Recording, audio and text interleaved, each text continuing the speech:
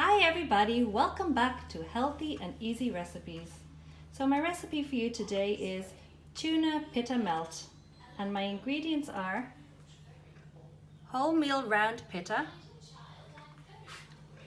taco mayonnaise, red cheddar cheese, tomato, scallion, tuna steak in a little bit of brine, and ground black pepper. So let's get started. So my first step is to add the tuna into a bowl, and then I'm going to add a tablespoon of taco mayonnaise and mix it together.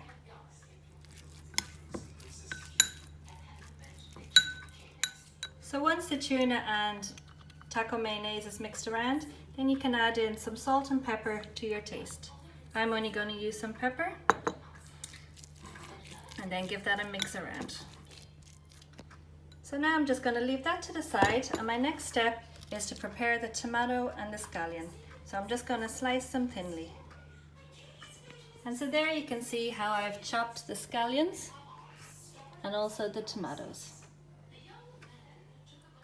So now my next step is to prepare the pitta. So I'm going to put this in the toaster to let it heat just for approximately 1 minute, just so it can be heated up. And so while the pitta bread is toasting, I'm now going to grate the cheddar cheese. So now all of our ingredients are ready. So what I'm just done now is I've just put a pan on medium heat, and I'm going to start preparing the pitta over here. So I'm just going to cut open the middle and then start putting in the tomatoes, then the tuna, the scallions and the cheese. And so there you can see I have the first pitta ready with all the ingredients, the tomato, the tuna, cheese and scallions. So I'm just going to press it down, and then we're going to put it into the pan. So we're just going to leave it for it to heat in the pan for a few minutes, and then I'll flip it over the other side. And so now they've been heating in the pan for approximately 3 minutes. So what I'm going to do now is I'm going to flip them over to the other side.